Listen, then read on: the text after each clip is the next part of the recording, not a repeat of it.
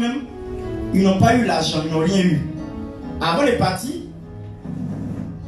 il a pris une Bible et puis il a écrit dedans: si je meurs, donnez ça à mon fils. C'est l'héritage qu'il a pu laisser, qui est une Bible. Et les gens qui sont fâchés, ah vraiment, cette Bible, il m'étonne.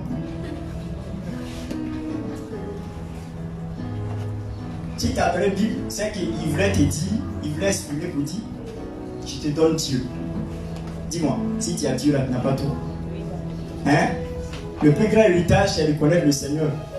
Si tes parents ont permis que tu connaisses le Seigneur, ils t'ont tout donné. Moi, j'ai béni le Seigneur, j'ai envie des familles, du petit jusqu'au plus grand, ils vont à l'église chaque dimanche. Ils sont à l'église bien. J'ai béni le Seigneur pour ça. Parce que ce n'est pas permis à plus aux familles de vivre ça. Amen. Amen. Amen. Amen. Amen. Alléluia. Amen. Il n'est pas permis des familles d'aller à l'église. Parce qu'il y a des familles qui sont divisées. Il y a des familles aussi qui ne connaissent pas Dieu. Tu peux imaginer que il y a des familles, dans des familles, il y a des prostituées, il y a des drogués, il y a des microbes. Ouais, un peu. Imagine-toi, je vous demande, imaginez-vous. Tu es dans une telle famille, toi, si tu es chrétien, puis rien, tous ceux qui t'entourent, est-ce que tu vas les rejeter? Vous êtes dans la même maison, hein? Tu n'as pas encore déménagé, vous êtes ensemble. Il quitte là-bas avec sa prostitution, elle vient, elle dort. Vous êtes dans la même maison, là, elle dort. Lui, il quitte là-bas, il vient avec sa drogue, il vient et puis il dort. Il quitte là-bas avec sa manière, avec ses petits couteaux comme micro, il vient et puis il dort. Tu vas la rejeter. Ce ne sont plus tes parents. Je vous demande, ce ne sont plus tes soeurs, ce ne sont plus tes frères. Hein? C'est pour cela que quand tu vois une personne de ta famille être convertie, il faut bénir Dieu. Il y a des gens qui n'ont pas ça. Ils sont seuls dans une famille et que tout le monde est païen. C'est pas facile, hein, d'être seul dans une famille et puis tous ceux qui t'entourent sont des païens. C'est très difficile. C'est pas facile, hein? Parce que tu ne peux pas vivre, évoluer seul sans tes parents. Imagine-toi que tu es en train de faire ton mariage et puis on dit ton frère drogué, la voiture a cogné. Dis-moi, tu es content? Si tu es un enfant de Dieu, est-ce que tu es content? Dans ton mariage, tu es en train de faire, est-ce que tu es content? On dit voiture a cogné, il est dans le coma. C'est-à-dire pour ne pas gâter ton mariage, ils ne vont pas venir te dire à l'oreille. Quand ça a fini là, et puis ils vont te dire, ça te concerne. Même s'il est drogué, tout ce qui va lui arriver te concerne. Quel que soit ce qu'ils sont, ça te concerne directement. Parce que ça peut te mettre mal à l'aise. Quand tu apprends que ton frère est dans une situation de mort. N'est-ce pas? La cellule familiale est très très importante.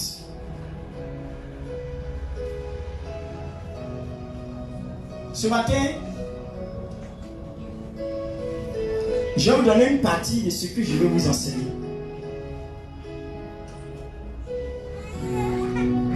Une partie. Dis à ton prochain, sois dans les pas de ton Père. Dis-lui, sois dans les pas de ton Père. Alléluia. Amen. Afin que tu reçoives l'héritage. Alléluia. Allons-y dans Matthieu chapitre 3, le verset 13 à 17. Matthieu 3, verset 13 à 17.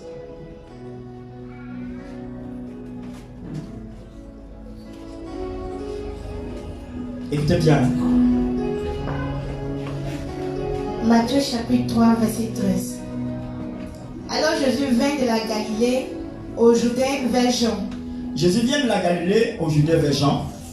Pour être baptisé par lui. Pour que Jean puisse le baptiser. Mais Jean s'y opposait. Jean s'y opposait. Jean, c'est un prophète. C'est un homme de Dieu. Amen. dans l'idée, Jean-Baptiste est le cousin. Est le cousin de Jésus. Vous comprenez bien? Jean-Baptiste est le cousin de Jésus. La maman de Jean est la sœur de la mère de Jésus, Marie. La mère de Jean s'appelle Élisabeth. Donc, les deux, non, c'est tellement intéressant d'avoir dans une famille deux serviteurs de Dieu. Dis, c'est une bénédiction. Dis, c'est une bénédiction. Maman, tu es bénie. Tu es tellement bénie. Dans ta maison, il y a deux pasteurs. Officiels. Ce n'est pas officieux. Deux hommes de Dieu dans ta maison. C'est une bénédiction pour toi. Jean-Baptiste et Jésus sont de la même maison, de la même lignée. Ils sont famille. À cause de Marie, Élisabeth. Donc, Jésus va voir Jean-Baptiste au Jourdain. Parce que lui, il était au Jourdain, il baptisait les gens. Et Jésus, à son tour, il est obligé d'aller. Pourquoi? Parce qu'il veut se conformer à ce qui est écrit. C'est pour cela que c'est là vient l'importance du baptême. Jésus lui-même, qui est fils de Dieu, il est point. Lui-même, il va obéir à la loi du baptême. Pourquoi? Parce que si tu n'es pas baptisé en temps normal, tu ne fais pas partie de ce qu'on appelle la famille de Christ. C'est-à-dire que tu es converti, tu as donné ta vie à Jésus, tu es là. Ton nom n'est pas, c'est-à-dire qu'il n'y a pas le nom de Jésus sur ton nom. Ça veut dire que tu ne fais pas partie de la famille là. Et tu m'entends bien? Vous m'entendez bien? C'est comme tu arrives dans une famille et tout le monde porte le nom Quadio. Quadio. Et tu arrives dans la famille. Tant que on ne t'adopte pas pour te donner le nom Quadio, tu ne peux faire partie légalement de la famille. Amen. Amen. Quand tu as accepté Jésus, ce qu'il faut, c'est d'aller au baptême. C'est pour cela que, par ricochet, je voulais dire à quelqu'un, si tu n'es pas baptisé, il faut t'efforcer à te baptiser. Sinon, nous, on est la famille de Christ. Toi qui n'es pas encore de la famille de Christ. Tu es à l'église, hein? On prie, on fait tout, voilà. Parce que quand tu dis que je suis converti, il y a une action que tu dois poser. Et cette action-là, c'est de renoncer officiellement. Parce que quelqu'un qui vient, qui est là et qui dit aujourd'hui là, j'abandonne tout, je donne ma vie à Jésus. Ça, c'est entre toi et puis Dieu. Amen. Dis, c'est entre toi et puis Dieu. Amen. Il dit, j'abandonne tout, je laisse tout. Il accepte Jésus comme sauveur même personnel. Ça, c'est un pas. Dis, c'est un pas. Mais il y a un deuxième pas qui te permet de démontrer avec des preuves. Ça, c'est pas preuve. Hein? Je t'accepte, Seigneur Jésus, comme sauveur même personnel. Je peux venir bavarder.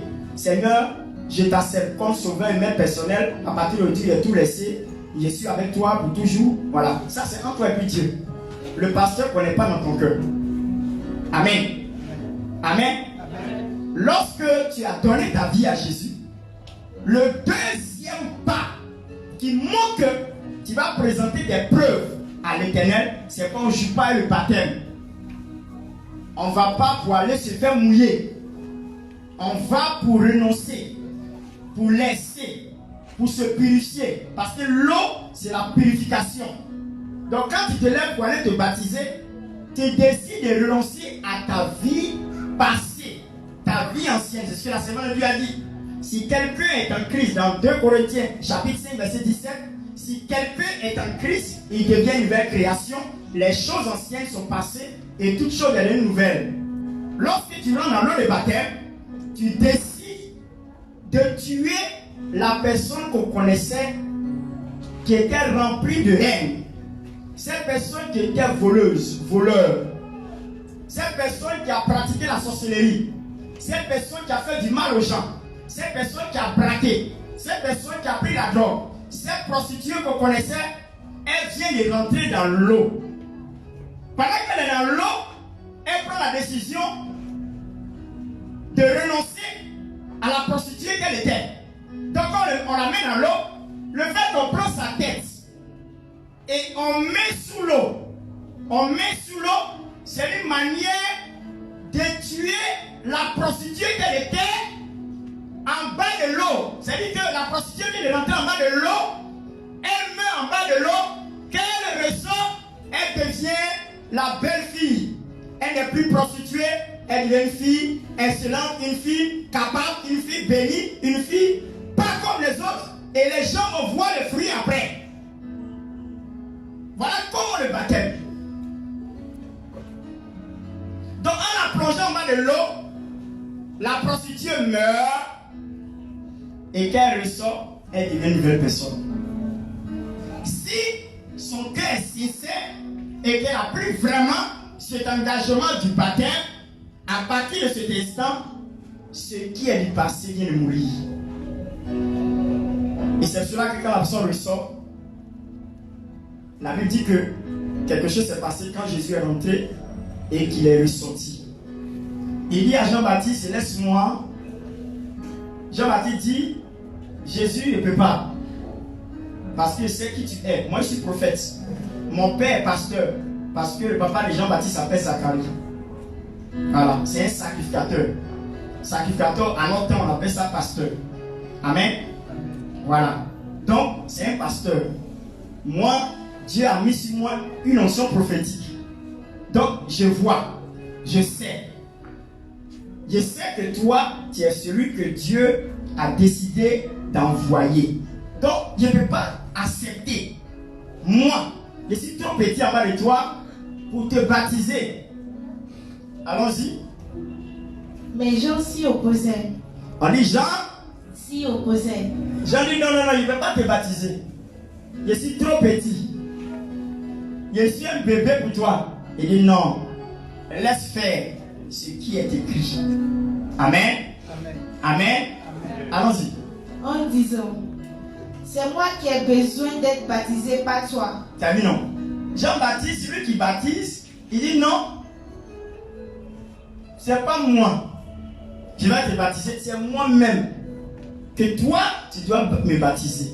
Amen. Allons-y. Et tu viens à moi. Et puis tu viens à moi.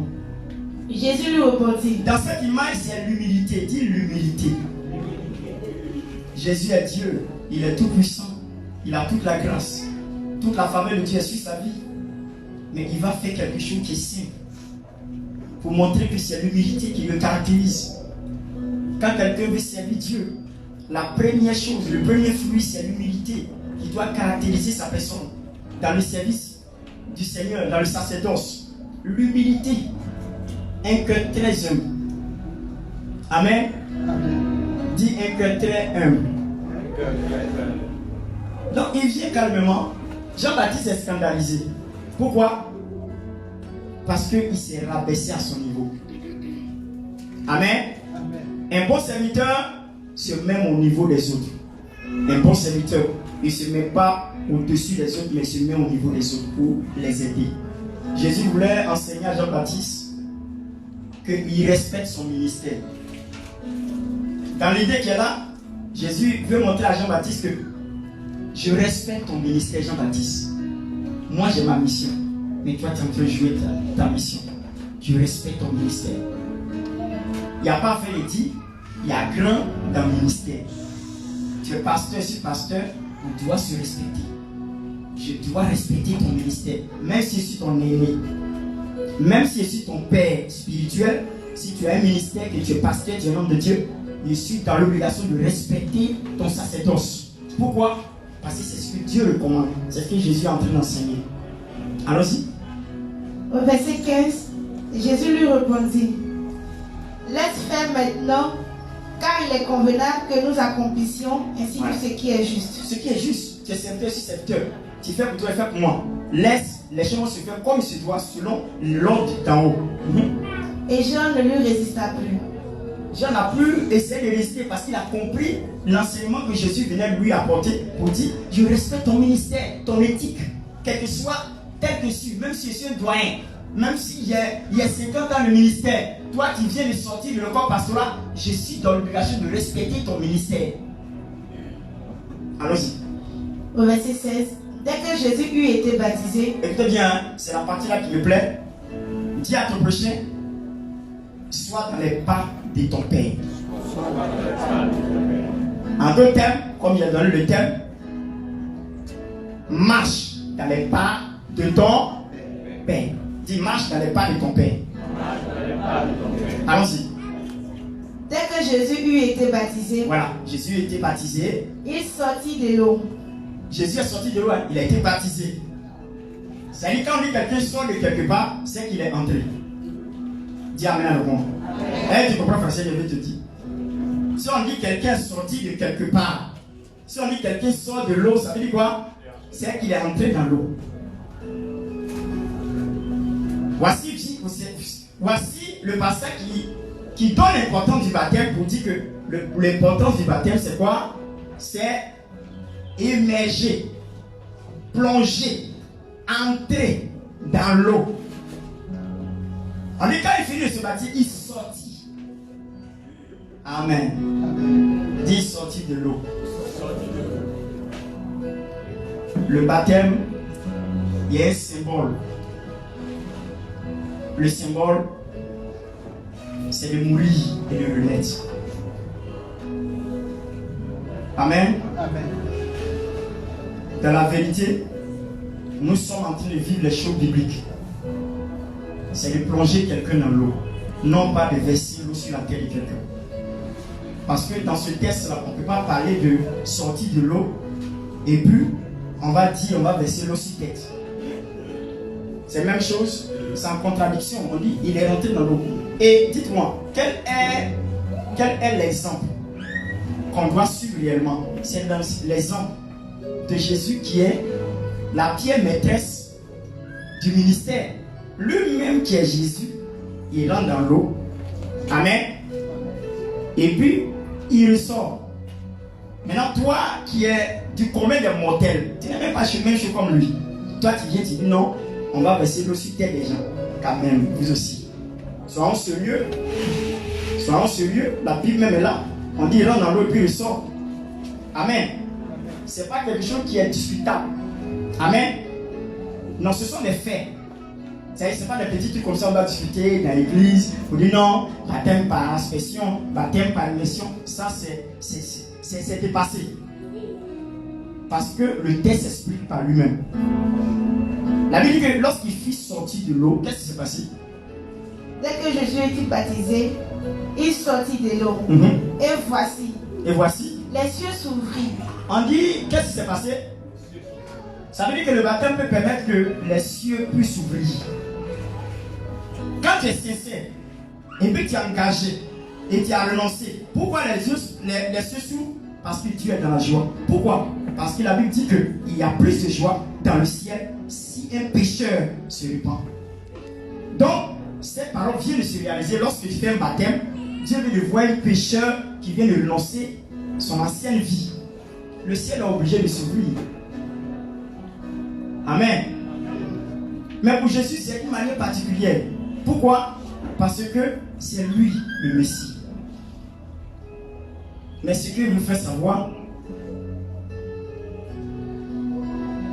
c'est que le ciel s'est ouvert. Quand le ciel s'ouvre là, vous allez voir la manifestation. Qu'est-ce qui s'est passé? Quand le ciel s'est ouvert, qu'est-ce qui s'est passé? Et il vit l'Esprit de Dieu descendre comme une colombe et venir sur lui. Quand le ciel s'ouvre, le Saint-Esprit vient sur toi.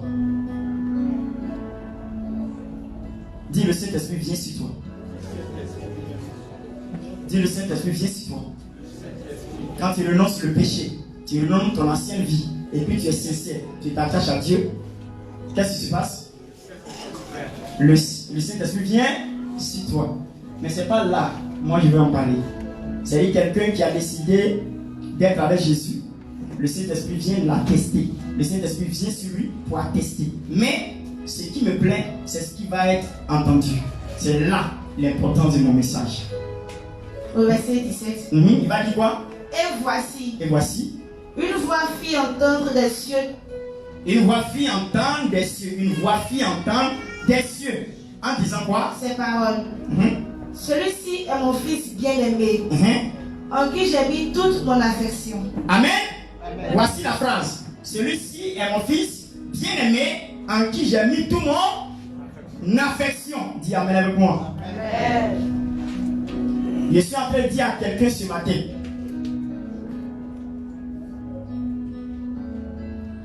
Tant que ton père ne va pas attester, tant que ton père ne t'atteste pas, ce que tu es en train de faire, tu ne fais rien. Quand tu es appelé à servir Dieu, quand tu es dans une église et tu sais que tu es un père, un fondateur, un père dans l'église, une mère spirituelle dans l'église, tant que le père et la mère ne t'attestent pas, ce que tu es en train de faire dans ces zéros. Avant que Jésus ne commence son ministère, il allait dans le désert. Quand il a fini, il allait dans le Judée. Il s'est baptisé. Quand il a fini de se baptiser, il est allé dans le désert pour passer du temps. Pendant 40 jours, 40 nuits, sans manger, sans boire. C'est après cela que, dans Luc chapitre 4, verset 18, il a dit, l'Esprit du Seigneur sur moi parce qu'il m'a oint pour apporter la bonne nouvelle aux pauvres. Il va décrire la capacité et le point de sa mission. Vous voyez, quand tu es appelé, tu as une mission accomplie. Il va donner tout ce que Dieu l'a amené à venir faire. C'est ça qui est dans dans Luc 4, verset 18. Il dit, l'Esprit de Dieu est sur lui pour ça. Amen. Voici ces grandes lignes de son ministère. Mais avant qu'il ne puisse se lever pour aller servir Dieu à 33 ans, à 30 ans, parce qu'il a commencé son ministère à partir de 30 ans, il a été d'abord attesté par son Père qui est aux cieux. Si ton Père ne t'atteste pas, ce que tu es en train de faire, c'est zéro. Parce que nous appartenons à nos pères. Nous appartenons à nos pères. C'est cela que vous n'avez pas, vous avez remarqué que, pas spirituellement parlant, mais physiquement parlant, vous avez constaté que Dieu a lié notre bénédiction, notre longévité et notre vie heureuse dans la main de nos pères et de nos mères. Pourquoi? Selon vous, pourquoi? Pourquoi Dieu dit que c'est un commandement accompagné, c'est le premier commandement accompagné d'une promesse. Honore ton père et ta mère. Pourquoi? Selon vous, pourquoi? Pourquoi Dieu peut lier ta longévité? Dieu peut lier ta vie heureuse dans la main de ton père et de ta mère. Sachant que celle-ci peut être de même sorcière. Sachant que celle-ci peut être vraiment difficile. Mais il lie ta longévité et ta bénédiction à la vie heureuse entre la main de ton père et ta mère. Alléluia. Amen. Est-ce que tu comprends le français que je suis en train de parler? Ça c'est physiquement parlant. Hein? Ça c'est terre à terre où on est génétiquement parlant. Mais spirituellement, il y a un autre niveau. J'ai dit, marche dans les pas de ton. Jésus atteste, est attesté par Dieu lui-même. Il dit, celui-ci est mon fils bien-aimé en qui j'ai mis tout mon amour. Écoutez-le. D'autres versions disent, écoutez-le.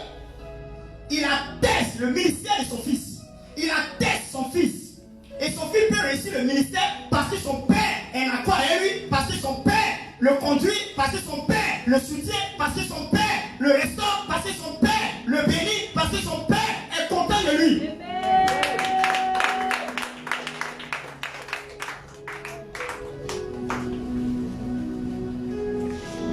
Si ton père n'est pas content de toi, ce que tu as fait faire, c'est zéro. Dans tous les domaines de ta vie, mariage, ministère, affaires. Si un jour il arrive que ton père n'est pas content de toi, fais tout pour gagner son cœur pour qu'il soit content de toi. Sinon, ce que tu es en train de faire là, c'est zéro. Tu vas nul la nuit. Tu vas C'est-à-dire que tu ne vas rien faire dans ta vie. Tu ne vas pas arriver là où tu veux arriver. Pourquoi? Parce que ton père n'a pas testé. Il y a des pères qui sont difficiles, mais arrivent à gagner son cœur. On n'est pas des enfants bâtards. On est né quelque part. C'est quoi? Jésus vient et puis Dieu atteste. Jésus qui est le Fils de Dieu. Jésus qui est Dieu. Il est un papa. Et le papa atteste. Quand je vais aller plus loin dans le message, on va voir ça prochainement. Vous voyez, voilà pourquoi dans l'Ancien Testament, je vais rentrer un peu. Voilà pourquoi dans l'Ancien Testament, vous allez constater que le sacerdoce, quand on dit sacerdoce, on parle du service. Le service de Dieu se faisait du père à l'enfant. Dans la Bible, Ancien Testament. Je vous donne des exemples. Vous allez voir que il y a toujours quelqu'un que Dieu établit et puis il y a les subalternes qui sont en bas. Tant que Dieu n'a pas établi, il ne peut pas avoir de subalternes. Il y a celui que Dieu établit d'abord. Et sur celui que Dieu établit, les autres sont obligés de naître. Tant qu'il n'est pas établi, il ne peut pas avoir de naissance. C'est un père qui donne des naissances. Et c'est pourquoi vous allez remarquer que quand Dieu voulait travailler dans le ministère, il prenait l'esprit du leader, celui qui est établi là. Il prend un peu de son esprit et puis il met sur les autres. Il dit tenez. Parce que Dieu lui-même peut se lever et puis lever la main. Dieu peut permettre comme ça. Et puis les enfants qui sont là, ils peuvent avoir l'onction. Écoutez bien, hein? Les enfants peuvent grandir comme ça. Et puis, ils peuvent avoir l'onction comme ça. Dieu peut les donner l'onction comme ça. N'est-ce pas? Est-ce que Dieu n'est pas capable? Il ne donne pas l'onction comme ça. Parce que s'il les donne l'onction comme ça, ils n'auront pas de responsabilité envers le Père. C'est pour cela que Dieu permet, il prend ce qu'il a donné au Père et puis il met sur les enfants. Tenez, pour qu'ils reconnaissent que c'est chez lui que c'est venu. Un fils qui grandit, quel que soit l'âge qu'il a, quel que soit le ministère, il ne peut jamais devenir plus grand que son maître. Pourquoi? Parce que c'est de son père, ils ont pris un peu de lui et puis ils ont déposé sur lui. Et vous comprenez le français qui parle? On va prendre un verset pour attester. Prenons Nom 11, verset 17 et le verset 25 à 26. Nom 11, verset 17 et le verset 25 à 26. Écoutez bien, marcher dans les pas de son père. L'héritage. L'héritage que vous parlez d'aujourd'hui, c'est ce que tu reçois de ton père comme la bénédiction, comme héritage. Dans le ministère, on parlera de l'onction. Écoutez bien. Est-ce que quelqu'un est enseigné ce matin? Allons-y, allons-y. Nom 11, verset 17. 17. Je descendrai, et là je te parlerai. Il dit je descendrai et là je te parlerai. Je prendrai de l'esprit qui est sur toi. Écoutez bien. Il dit je descendrai et moi je te parlerai. Je prendrai l'esprit qui est sur toi. Sur qui? Moïse.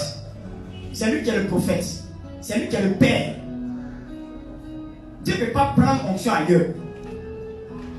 Dieu prend l'onction sur le lutteur. Dieu prend l'onction sur le père. Il dit il va prendre un peu de ton esprit. Maintenant qu'est-ce qu'il va faire? Et je le mettrai sur eux. Dis sur eux. Dis sur eux. Par moi, je dis des choses pour faire rire. Je vais donner l'exemple pour que vous compreniez bien. Ton père vend poisson. Et puis tu travailles à lui dans la poissonnerie. Pendant que tu travailles à lui là, et puis toi tu sens viande. C'est que toi tu es un faux fils. Je vous pose la question. Est-ce que quelqu'un peut vendre poisson avec son fils? Et puis son fils sent viande? je vous pose la question. Est-ce que quelqu'un peut vendre un poisson? Hein? C'est-à-dire son père, c'est un vendeur de poissons et son fils travaille à lui dans le poisson. Mais il se rend compte que son fils sent bien. Il sent bien. Où il est quitté avec son odeur de viande? S'il n'est pas quitté quelque part et puis sent viande dans l'endroit de son père, c'est que c'est un faux fils. Parce que ce qui sent sur son père, c'est qu'il va sentir sur toi. Ce qui sent autre odeur, c'est que toi, tu n'es pas un bon fils. Tu es un fils hypocrite, malhonnête, sorcier. Amen. Est-ce qu'il me fait comprendre? Est-ce qu'il me fait comprendre? Quelqu'un qui vend parfum, et puis travaille lui dans le parfum. Et puis toi, tu sens viande. Il y a un problème. En principe, si tu vends parfum, toi, tu es obligé de sentir parfum. Alléluia. Alléluia.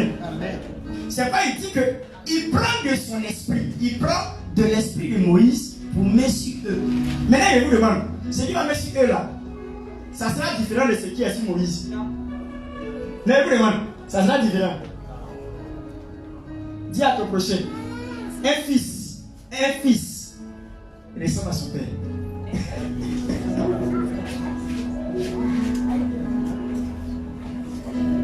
Pourquoi il ressemble à son père? Je vous demande, pourquoi il ressemble à son père? Hein? Pourquoi il ressemble à son père? Tiens-toi debout. Il ressemble à son père parce que son père a. Vous mettez sur lui. Ok. Maintenant, imaginez-vous. Allons-y génétiquement parlant. Dans l'attitude normale, naturelle. Tu mets ton enfant au monde. Il ne ressemble pas à ta femme. Il ne te ressemble pas. Il ne ressemble pas au cousin. Il ne ressemble pas à... C'est-à-dire il est descendant de personne. Il y a un problème. Mes amis, est-ce qu'il n'y a pas un problème? Mais vous demandez, est-ce qu'il n'y a pas un problème? Dans la vérité, scientifiquement parlant, il y a des cas isolés. Ça existe. Les cas isolés existent dans la vie. Parce que deux blancs peuvent mettre au monde un noir, un enfant noir. Ça existe. Mais c'est c'est pas fréquent. C'est un cas isolé.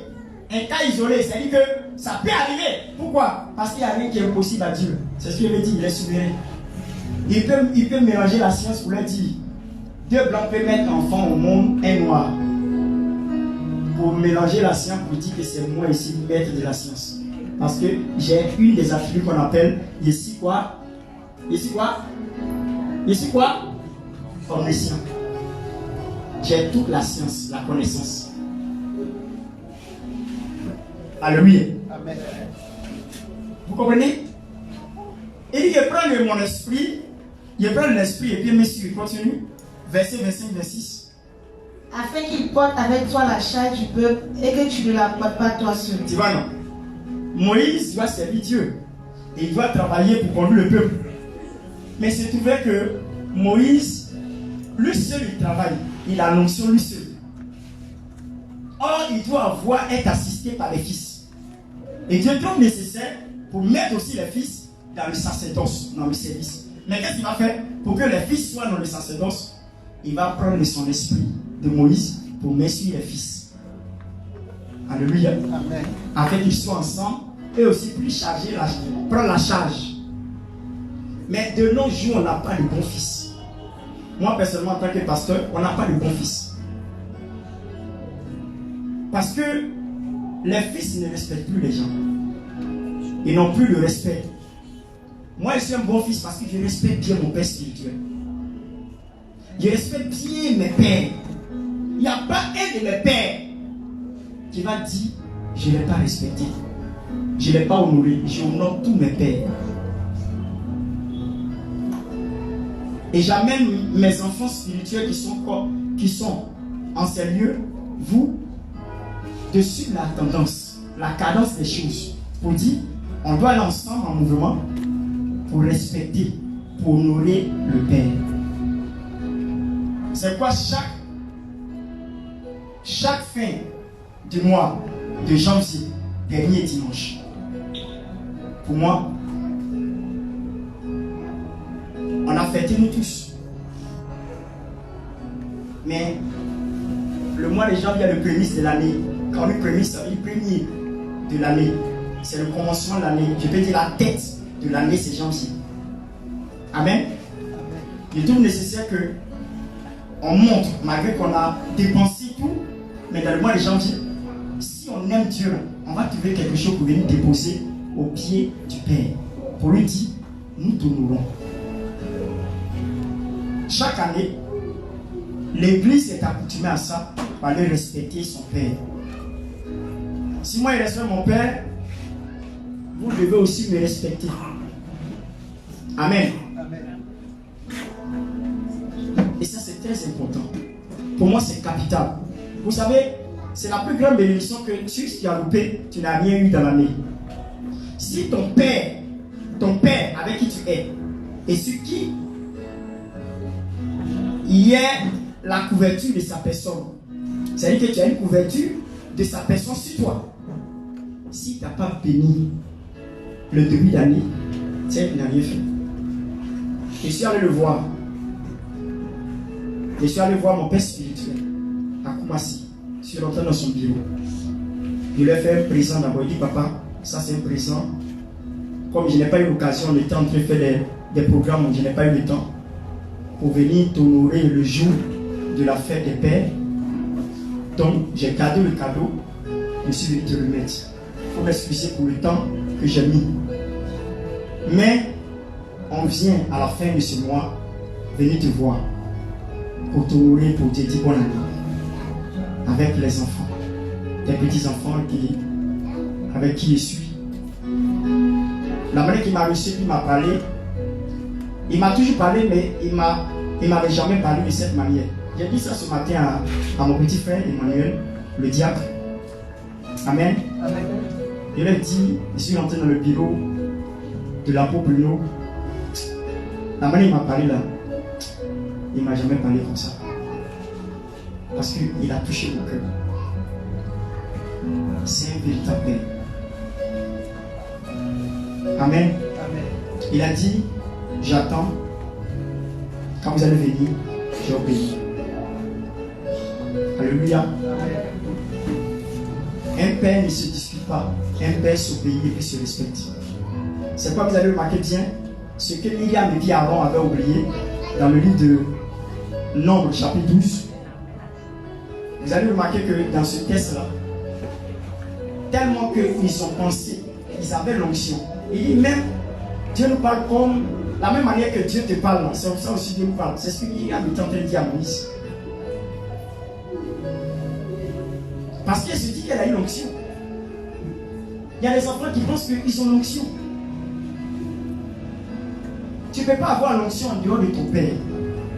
Il n'y a pas d'onction s'il n'y a pas de père. C'est le père qui produit l'onction.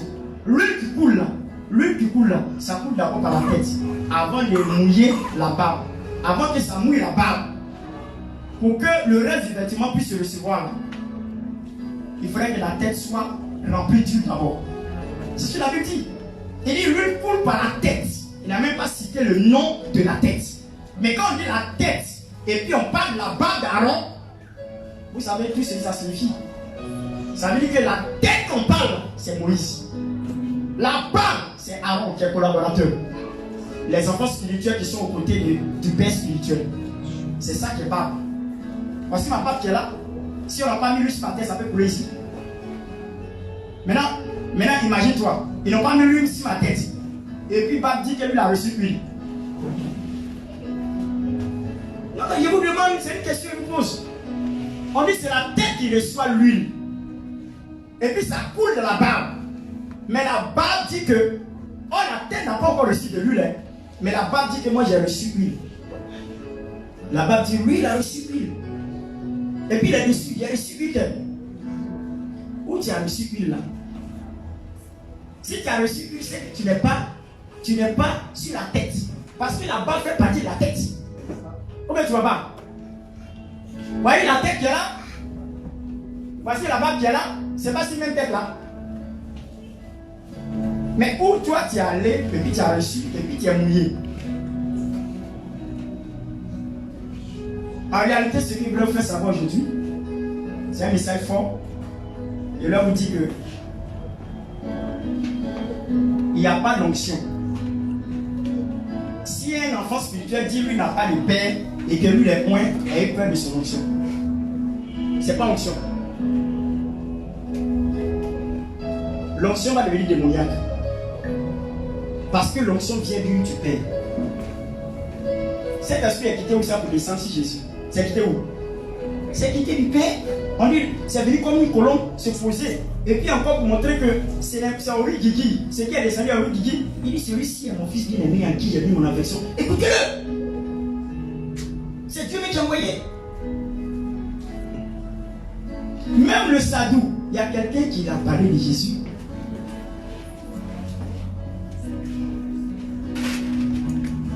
Il y a des mythes.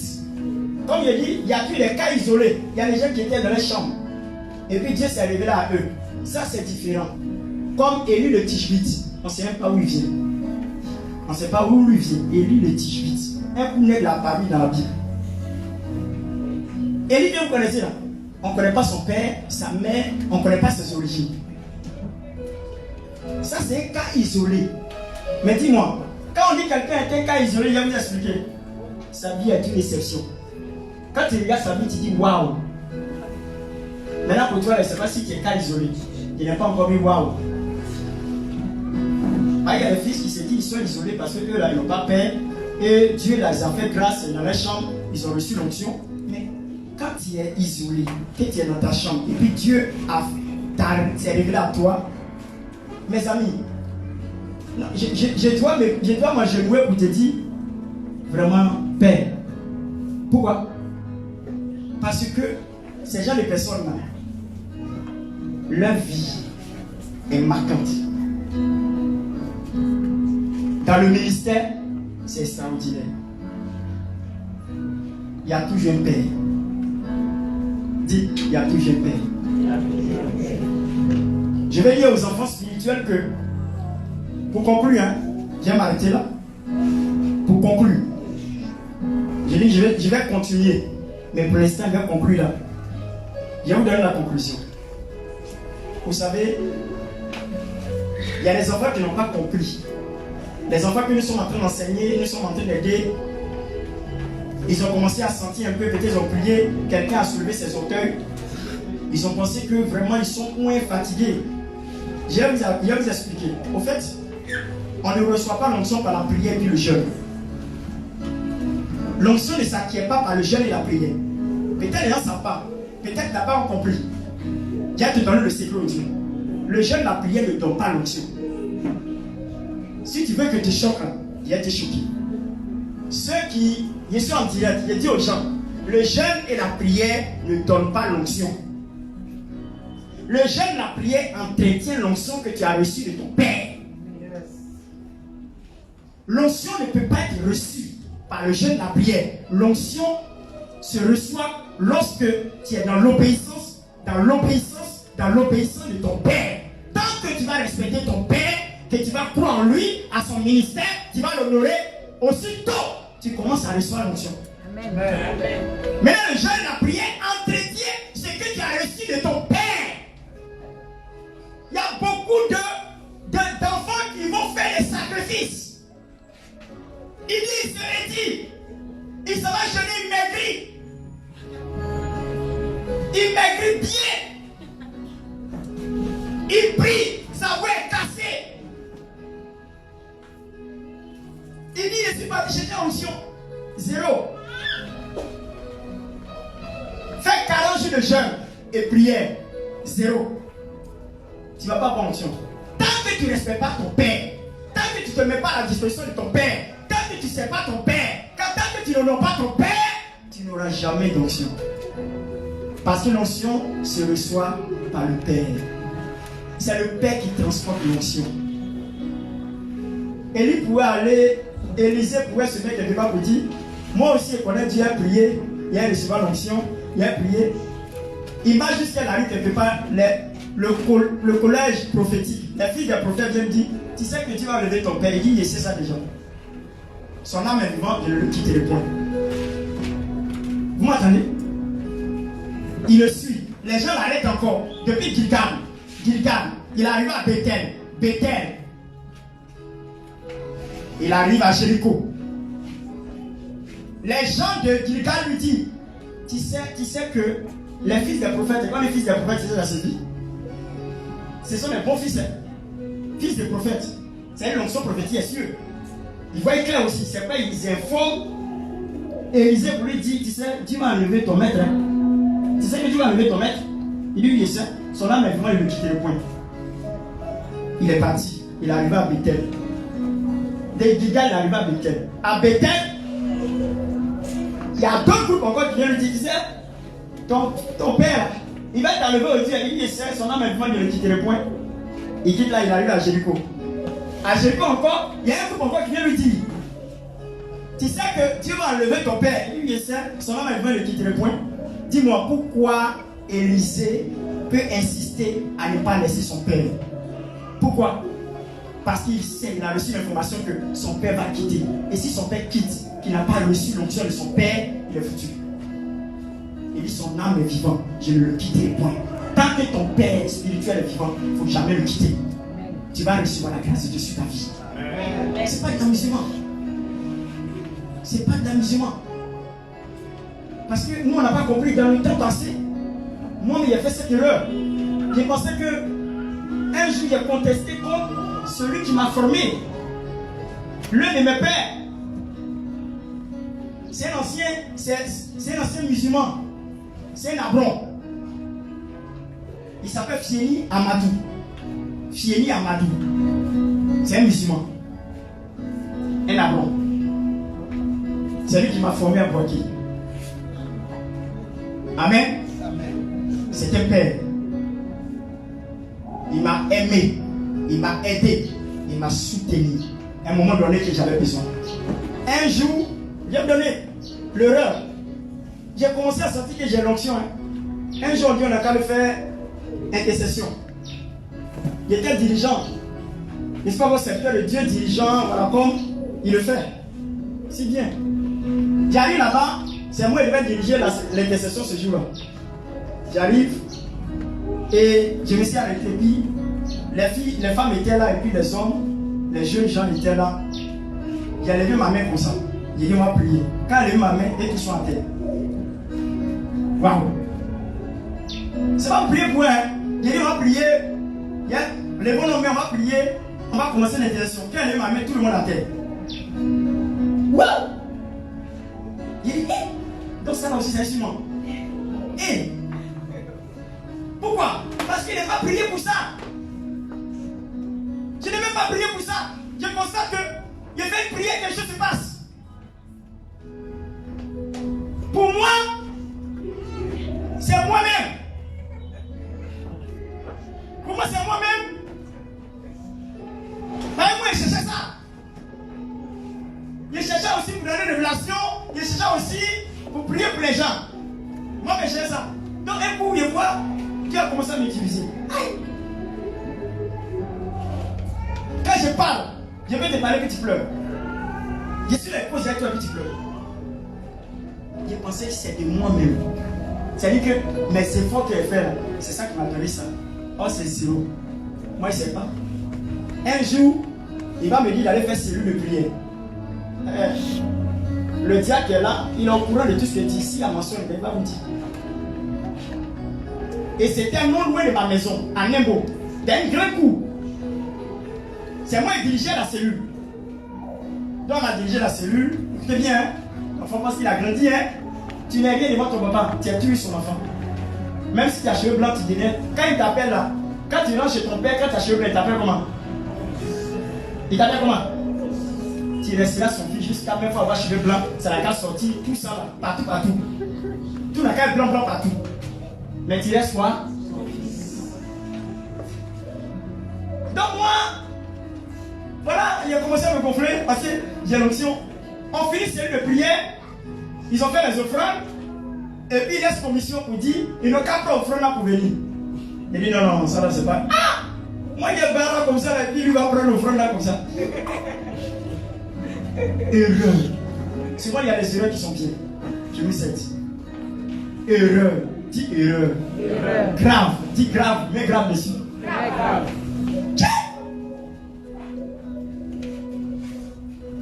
J'ai posé une question simple. Est-ce que deux personnes peuvent regarder dans le même trou au mur? Deux personnes peuvent regarder dans le même trou au mur. Il y a un trou au mur quoi. Et puis deux personnes mettent les têtes pour regarder. C'est possible? Je me demande, est-ce que c'est possible? Qu'est-ce qui va se passer? Maintenant, c'est le père qui va céder le fils, il n'a qu'à venir regarder. Hein? C'est le fils qui vient là. Ou bien c'est le père? Je ne sais pas où on peut arriver au temps. À mon temps ici, là, mon père spirituel va me demander pourquoi on m'envoie dire mes pieds bouffent. Il ne peut pas me dire ça. Où je suis arrivé là? Il ne peut pas me dire pourquoi tu reçois les finances ou bien Dieu te bénit. Il ne peut pas. C'est le temps où il doit manger pour moi maintenant. Pendant que c'est son temps, tu ne peux pas manger dans son temps. C'est lui qui doit te donner. Mais les enfants, c'est bon de dire. Il y a des erreurs qu'on a commis. Hein. Ils sont partis prier quelque part. Écoutez-moi bien. Hein. Tous les enfants spirituels sont préparés. Ils sont partis prier quelque part. Dieu les a utilisés. Ils ont béni. On les a donné l'argent. Pour un bon fils. Un bon fils. Le père n'a pas vu dedans hein, pour montrer sa fidélité à son père. Il doit prendre l'argent pour venir présenter à son père. Papa, j'ai prié, voilà ce qu'on m'a donné. Il mange ça derrière. Or, il n'est pas dans le droit de manger. C'est son père qui a dit, ah c'est bien, tiens, il faut prendre. Parce qu'en mangeant, tu te détaches de ton père. Parce que tu commences à grandir, tu commences à prendre toi-même ton envol. En dehors de ton père, hein, c'est là où le cœur commence à naître. Pourquoi? Parce que tu manges aussi. C'est que tu ne dois pas manger à l'aide. Toi, tu manges. Donc, tu te dis que tu manges même chose comme ton papa.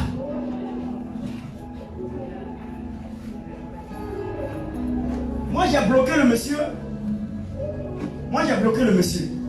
Amen. Amen. Je leur dis, je ne donne pas. J'ai bloqué, hein? Ils sont partis lui dire que. Il dit qu'il ne donne pas. Je me suis imaginé comment il était dans l'état du cœur. Amen. Dans l'état du cœur du pasteur. C'est un bon père. Il faut dire c'est un bon père. Non, j'ai vu que c'est un bon père vraiment. Il sait que l'enfant est naïf. Il ne connaît pas. Mais je vais l'apprendre. C'est la grâce qu'il y a eu. Hein. Il va m'aider. Il va me prendre, il va me parler. Je veux même discuter tout ça. Il ne sait pas. Je ne connais pas ça. C'est un protocole de père et fils.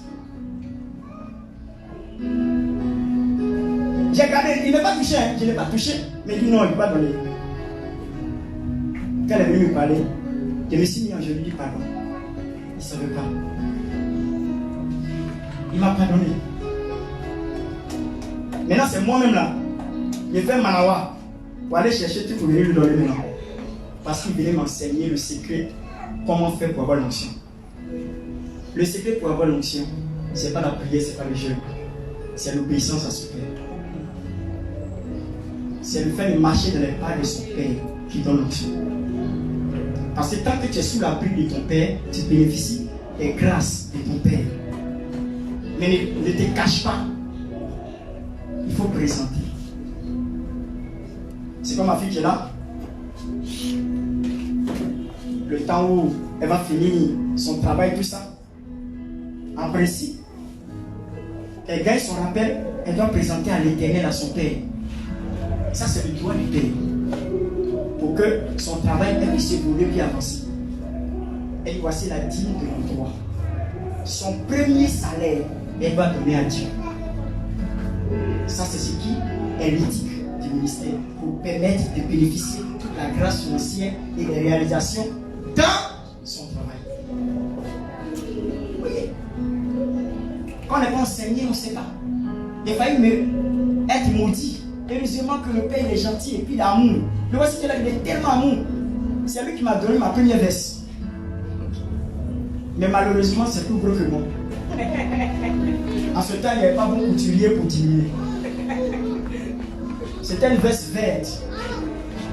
Tu te rappelles de cette veste-là, verte comme ça. Amen. C'est lui qui m'a donné ma première paire de souliers. Non, il est gentil. Si ce que je suis aujourd'hui, par les dons que je fais aux gens, ça vient de lui. Il est gentil. Le diable, tu peux témoigner, non? Il est gentil. Oh, Seigneur Amadou. Le prophète, il est gentil. Il est extrêmement gentil. Et j'ai appris tout ce que je suis aujourd'hui, c'est lui. Ma manière, mon comportement, mon attitude, je vous demande, je vais vous dire. C'était monsieur, il mange avec nous. Mon diacre, il mange avec nous, non? Garba, tout, il mange avec nous. C'est pour cela que je suis avec vous en cause. C'est comme il y a rien, il pousse avec nous. C'est ce qui est resté en moi. Par moi, les gens disent, ah, tu te mélanges avec les fidèles et c'est pas, faut montrer un peu ta carrure. C'est pas de ma faute. J'ai pris ça de mon père. On sait faire la différence entre les sépiers et puis les torchons. Et au moment il faut faire la différence de ça. Amen. Voilà. Il faut savoir quoi utiliser pourquoi. Il ne faut pas mélanger. L'autre c'est pour le pied, l'autre c'est pour la main. Ils ne sont pas la même chose. Amen. Amen. Ah, combien c'est qui dit c'est pas vrai? L'autre c'est pas pour le pied. Hein? Quand le pied c'est dit à terre. Maintenant l'autre c'est pourquoi? Après on fait à terre. C'est la table. C'est pour la main. La main, ce qui est de la main est hygiénique. Donc on ne peut pas mettre à terre. Or l'autre, on peut le mettre à terre parce qu'il est pour la terre. On ne peut pas le mettre dans la bouche. Ce qu'on peut mettre dans la bouche, c'est hygiénique. Amen. Amen. Vous voyez? Et nos fils aujourd'hui, quand il faut quelque chose quelque part, ils ont prié et ils mangent. Il faut manger. Continuez à manger. C'est ça, il y a des mangers qui enflent les gens. Oui, quand tu manges, tu commences à grossir. Tu sais pas, tu penses que c'est grossi. Oh, tu es pompé. Faut manger. Ce sera comme le vu. Un bon matin, moi, on entend là-bas, on dit le fils du prophète Jérôme a explosé. Ça va pouf.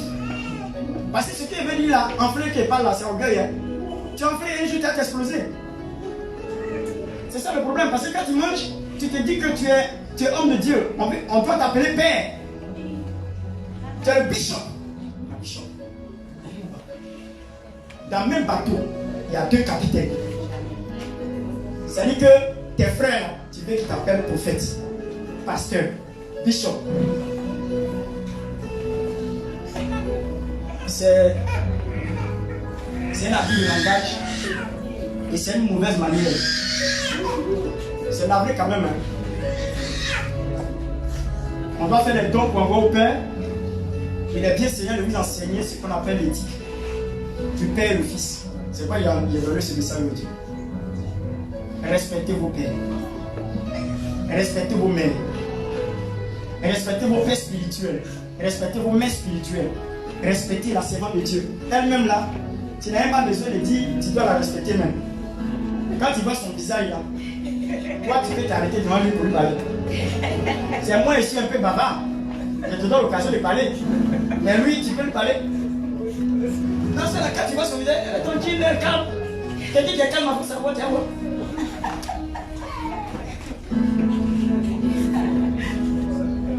Ça va pas. C'est moi pour Jérôme là, je m'amuse à tout le monde, je fais tout. Donc, il y a des gens même là, il y a des parents même qui me disent. Oh, c'est de la peine, hein. Je peux ne pas parler, mais ça tombe sur toi. Il n'a pas besoin de prononcer parole, ça tombe sur toi. La malédiction vient comme ça lorsque les enfants, ils n'ont plus de limites. Ils pensent qu'ils sont pareils à leur père. On dit même si tu as cheveux blancs, tu es un fils. Même si ton onction sort dans tes yeux, tu es un fils. Tu ne peux pas être plus que ton père. C'est pourquoi on ne peut pas qualifier la manière que tu as utilisée vis-à-vis de ton père. Ça ne veut rien dire devant ton père. Quand les gens, les maîtres Shaolin, ils enseignent les élèves et puis il y a un élève qui le ressemble, qui est bien. Mais quand il devient rebelle là, il pense que c'est lui-même qui est fort. Hein? Mais le secret là, La technique est venue de qui? De son maître.